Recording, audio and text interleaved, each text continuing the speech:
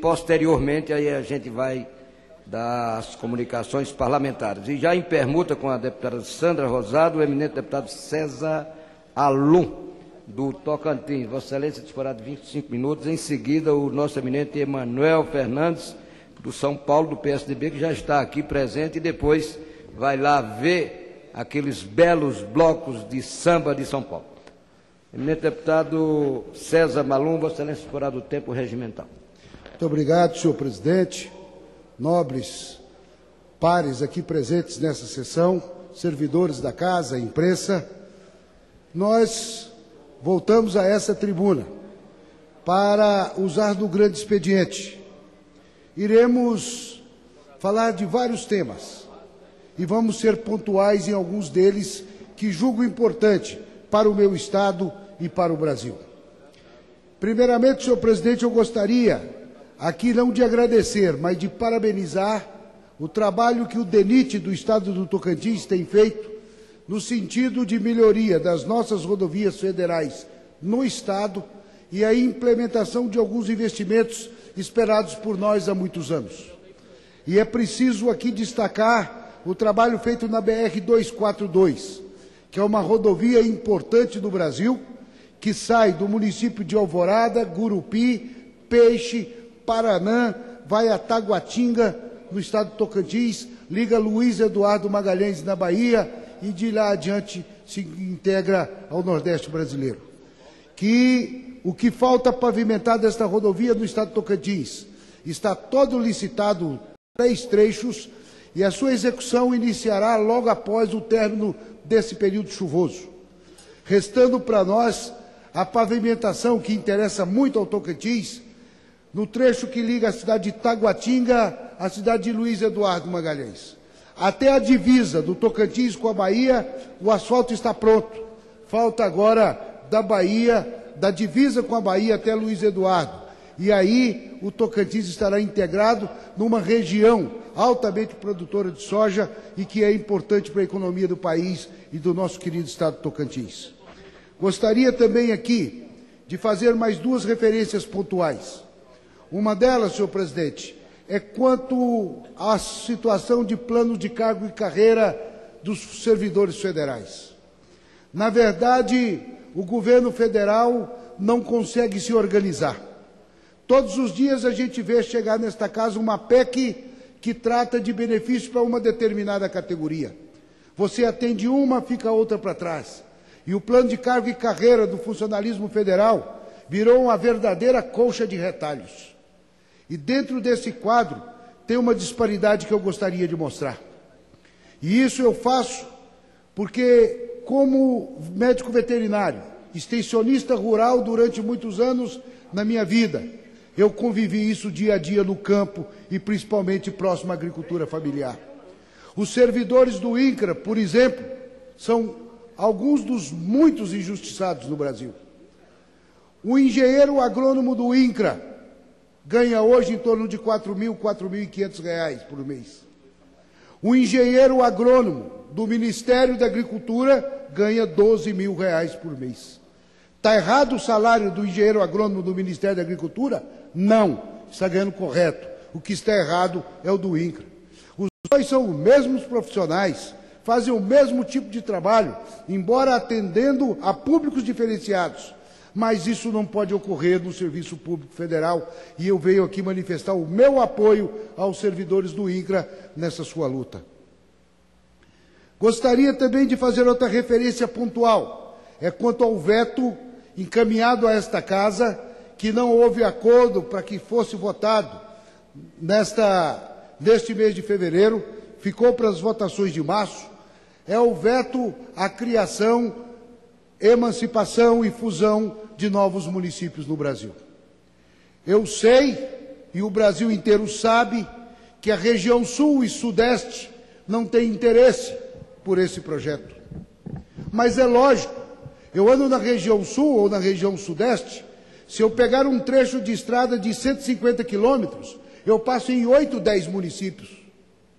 Lá no norte do Brasil, lá no Pará, por exemplo, que não é o meu estado, mas lá no Pará, eu tenho um município em que tem um distrito que fica a 600 quilômetros da sede do município, todo de estrada de chão, e que é impossível ser administrado. É uma grande área territorial com baixa densidade populacional.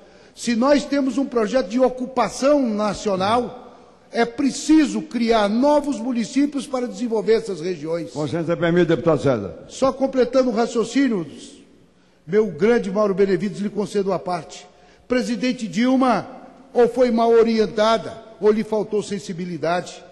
Poderia ter feito um veto parcial nesse projeto, deixando que apenas pudessem ser contemplados a região norte e nordeste do Brasil, que tem essa necessidade.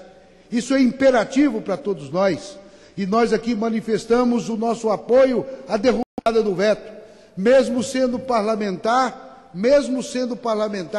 da base do governo, porque o meu partido, o PRB, pertence à base. Mas o nosso líder entendeu que não poderia impedir que os representantes da região norte se omitissem nesse momento. É um trabalho que nós precisamos resgatar no Brasil, a criação de novos municípios. Não é para fazer farra, não. É criar municípios com viabilidade econômica. A mineração desenvolveu várias regiões no estado do Pará. Lá nós temos distritos com 50, 60 mil habitantes. Ora, era preciso fazer isso. Concedo uma parte aos Deputado César Lum, gostaria de, no ponto que você acaba de focalizar, o veto da Presidente da República à criação dos municípios, eu diria a Vossa Excelência que foi uma frustração que se espalhou por toda a extensão do território nacional.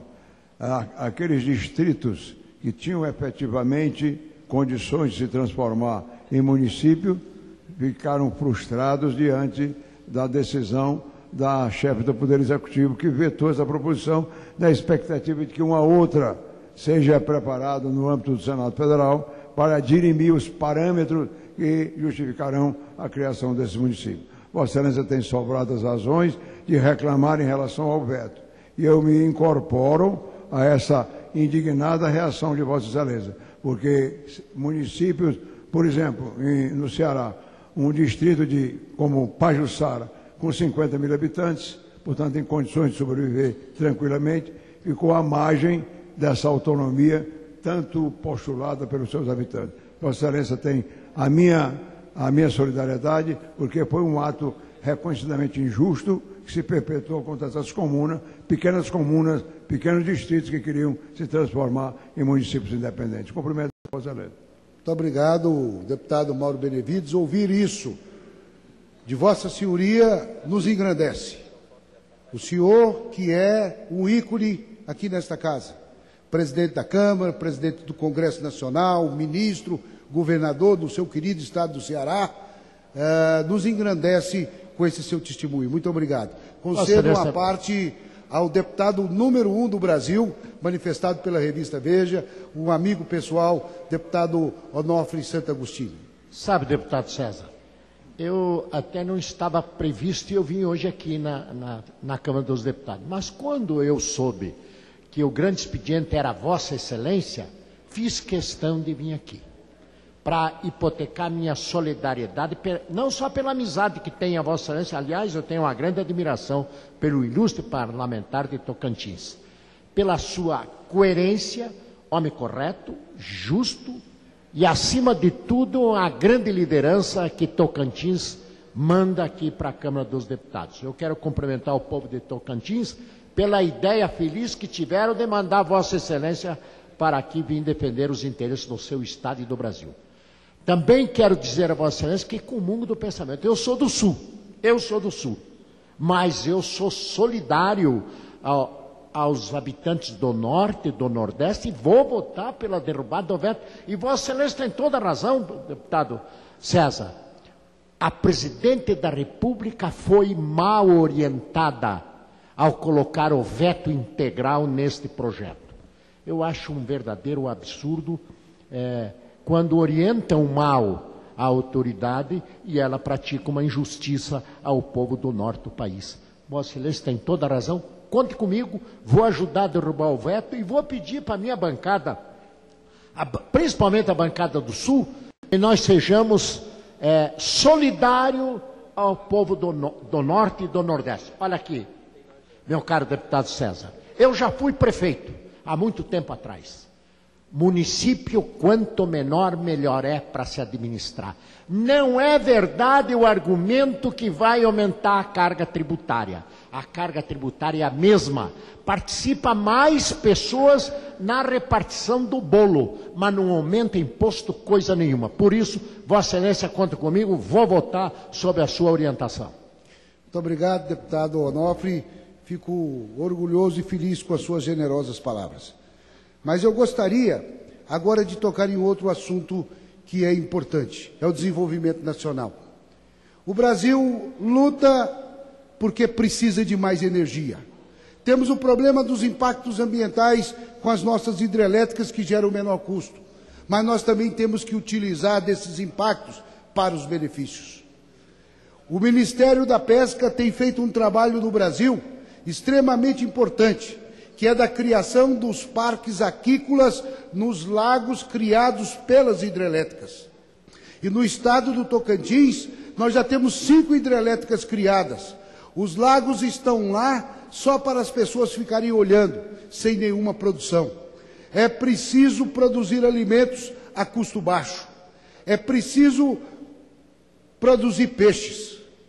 E o Tocantins entrou nesta fase com o apoio do ministro Crivella, que tem dado muita atenção ao nosso estado.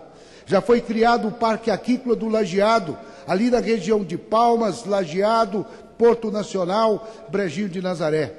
Estão sendo feitos todos os estudos junto com a FAO, nos lagos da usina de São Salvador e da usina de Peixe. E agora vamos utilizar na usina do Estreito, que beneficia ali os municípios de Babassulândia, Filadélfia, Guianópolis, Darcinópolis, Palmeiras do Tocantins, Tupiratins, Itapiratins, Goiatins, Barra do Ouro, Palmeirantes, Babassulândia, e isso vai nos beneficiar muito. Quando dizem que são contra as hidrelétricas, vem aí um exemplo claro. Nós tivemos nessa construção da usina do Estreito, que impactou 10 municípios do Tocantins, um consórcio que trabalhou no sentido de ajudar o Estado. O grupo Suez Energia, através do consórcio SEST, fez um trabalho na região que melhorou a qualidade de vida de todos os municípios. E tinha diálogo. No começo, não. Nós fomos oposição a isso e depois abrimos o diálogo. Praticamente todos os conflitos foram acertados por acordo. Você chega em determinados municípios do Tocantins, fala, aqui está indo bem a administração. Eu estou vendo uma delegacia nova, estou vendo um prédio do fórum, eu estou vendo aqui uma praça, estou vendo uma orla no lago. Não foi o SEST quem fez. Chega num outro município, você tem uma casa para o idoso, você tem um prédio da Defensoria Pública, você tem um hospital, tem ambulância. O prefeito tem bem, não, foi o SEST quem fez. Então, acabou contribuindo para o desenvolvimento. Então, é preciso a gente saber diferenciar essas coisas, não criticar generalizando, porque há casos que veio para bem. A usina do Estreito está beneficiando a nossa região, e isso é importante, e eu queria fazer esse registro. Agora, a água tem que ser utilizada para substituir a produção que nós tínhamos naquelas áreas ribeirinhas, que eram as terras mais férteis e que foram inundadas com o lago. Nós temos que trocar a produção de grãos ali pela produção do pescado e dos produtos aquícolas. E o Tocantins vai desenvolver muito e ser um dos maiores produtores aquícolas do Brasil. 2 outros assuntos me interessam muito citar aqui, meu presidente. O primeiro foi uma luta nossa desde o primeiro dia que chegamos nesta casa, para que fosse aprovado um projeto que estava aqui tramitando desde o ano 2003, que era a lei que autorizava a produção de medicamentos veterinários genéricos no Brasil. A luta foi grande, muitas pessoas se envolveram. Aprovamos esse projeto de lei nesta casa. A presidente Dilma sancionou a lei em julho de 2012. E nós já estamos em 2014. E as multinacionais que dominam 95% do mercado de produtos veterinários no Brasil dizem que não vão produzir o genérico E o Ministério da Agricultura se curva a isso, me parecendo até que está sob o controle das multinacionais, e o produtor brasileiro continua pagando o medicamento caro. Por que as multinacionais não querem fabricar o genérico? Porque o remédio é o mesmo. Ela vai ter que fabricar o mesmo remédio e trocar a embalagem para genérico e baixar o preço, no mínimo, em 50%. Já vieram me dizer que o governo também não interessa nisso, porque se baixar o preço do remédio, diminui a arrecadação de impostos. Se um frasco do vermífugo custa R$100 e o governo arrecada, por exemplo, 17% de ICMS nele, mas se esse frasco baixar para 50, o imposto diminui a metade. E os governos não querem diminuir a arrecadação. Ele tem que entender que os pequenos produtores, que não usam da tecnologia, que não tratam seus animais corretamente para dar uma maior produtividade, porque não tem dinheiro para comprar medicamento caro, vão também comprar. E isso permite o acesso do pequeno aos tratamentos. Isso faz com que aumente o consumo e o imposto acaba ficando do mesmo jeito. O governo tem que entender que nós não temos que aumentar a carga tributária, nós temos que estimular o consumo. E veja bem aí os números que nós vimos ontem, que o consumo, o brasileiro está comprando cada vez menos porque está mais endividado por uma política econômica errada, que está sacrificando todo mundo. Então, fica aqui o meu protesto, o meu registro da minha indignação de lutarmos tanto para que o Brasil pudesse ter medicamentos veterinários genéricos e que as indústrias boicotam e o governo fica deitado eternamente em berço esplêndido, assistindo esse quadro e que nada se faz. Isso tem que impor, o governo tem que exigir, a partir de hoje, 30% da produção desses laboratórios tem que ser de genérico. Fortalecer a indústria nacional através de financiamento do BNDES, para que se crie indústria como fez no genérico humano, criando novas indústrias só para fabricar os genéricos, coloca no mercado e deixa livre concorrência. Agora, permitir que as multinacionais mandem na economia e na comercialização do país, isso é muito ruim para todos nós. Um outro assunto que também é palco da nossa luta nesta casa é a CPI pela telefonia móvel. Eu não sei porquê. Eu não sei porquê que já tem 1 ano e meio que está protocolizado nesta casa o pedido da CPI contra as operadoras de telefonia celular. Pratica os maiores absurdos. A pressão é tão grande que estão começando a reduzir os preços. Porque nas pesquisas feitas pela ONU, se constatou que a telefonia celular do Brasil, a tarifa é a mais cara do mundo. E os serviços é o 2º pior do mundo. E o governo, ou esta casa, não aceita a gente fazer a CPI da telefonia móvel. Que é isso? Nós temos uma agência reguladora, a Anatel, que está aí, para defender os interesses dos consumidores brasileiros, e não para defender os interesses das operadoras. Esta casa tem um direito, e eu peço ao presidente Henrique Alves, mais uma vez, presidente, instale a CPI da telefonia. Já conversamos várias vezes, o senhor disse que tem interesse. Agora, ultimamente, está um movimento nesta casa que é para furar a fila dos pedidos de CPI para fazer a CPI dos animais, em defesa dos animais. Parabéns, concordo, apoio, mas por que não pode fazer da telefonia celular? Será que tem tanta pressão assim para poder dizer não?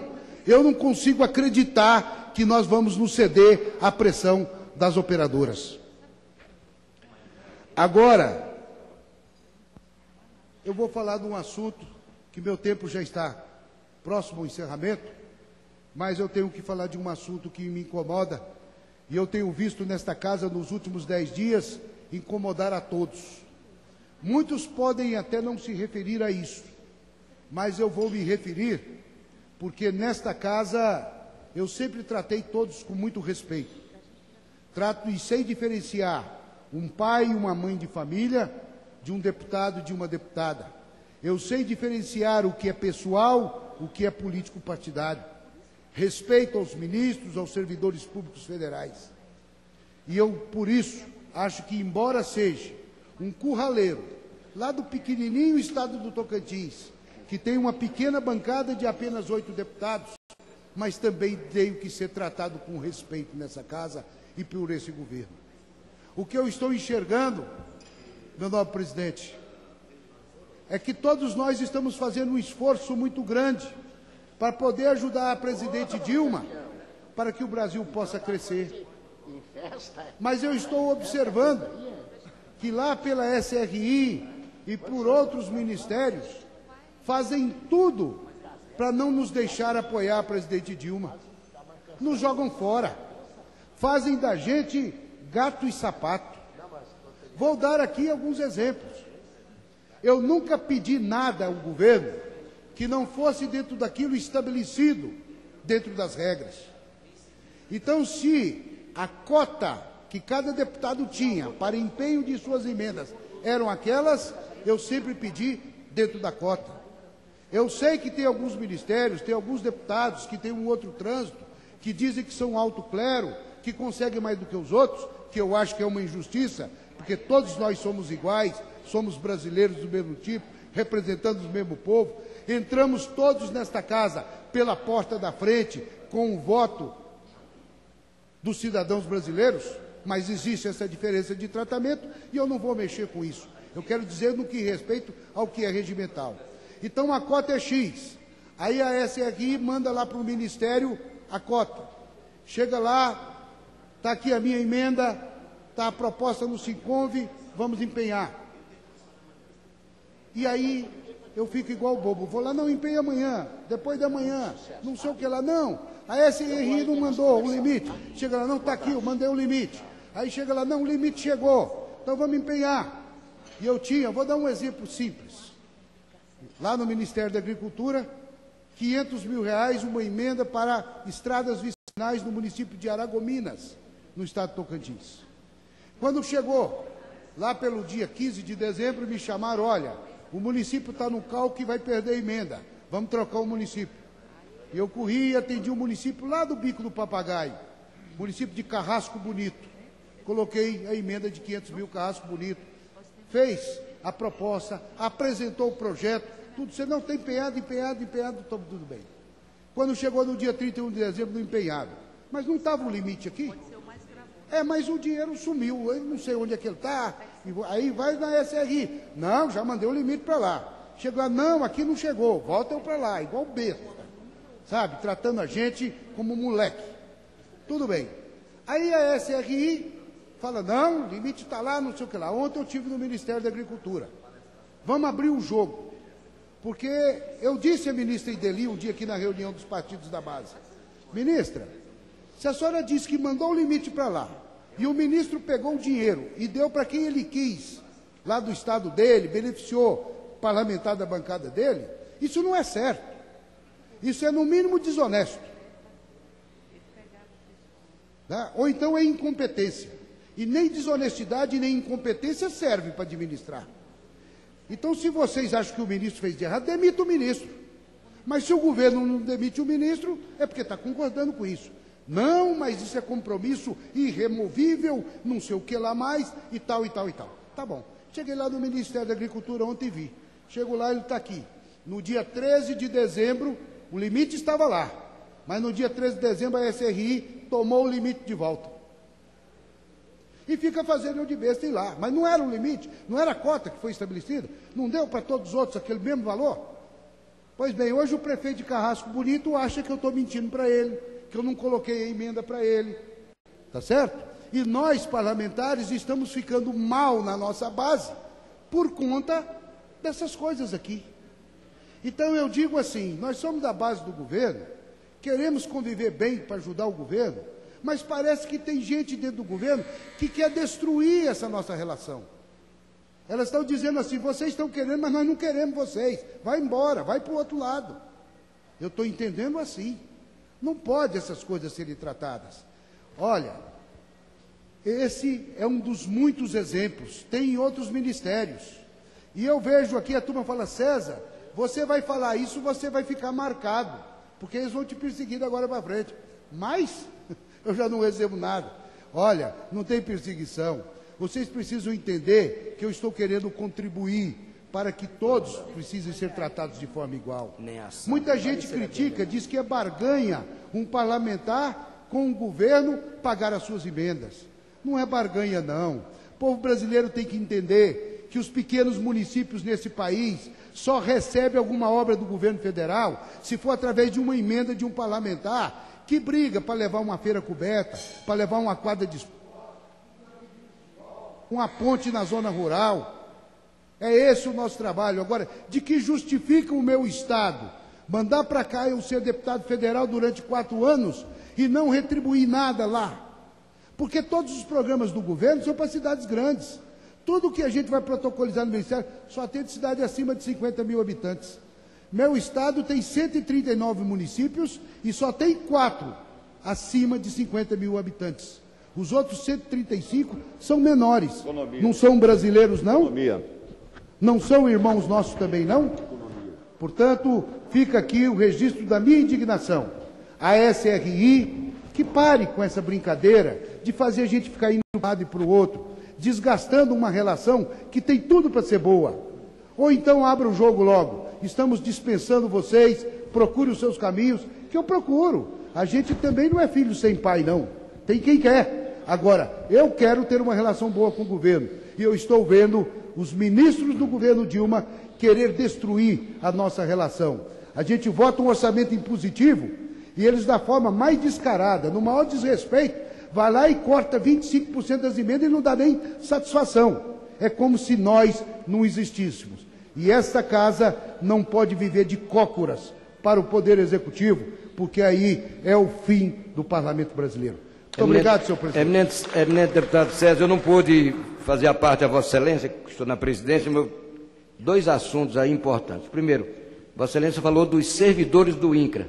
Fizemos um trabalho aqui do Ministério da Agricultura e conseguimos o plano de cargos, como Vossa Excelência falou. Lamentavelmente, o INCRA é tão importante, principalmente um país que investe tanto na parte de reassentamentos e não valoriza o INCRA. E a outra coisa, Vossa Excelência que é da base e reclama desse jeito, coitado de mim, que sou da oposição. Parabéns a Vossa Excelência. Senhor presidente. Eminente deputado Augusto.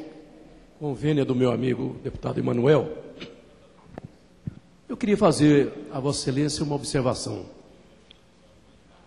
Desde quando foi criada a Rádio Câmara e a TV Câmara, entendo que a prioridade desses veículos de comunicação é transmitir o que acontece do plenário.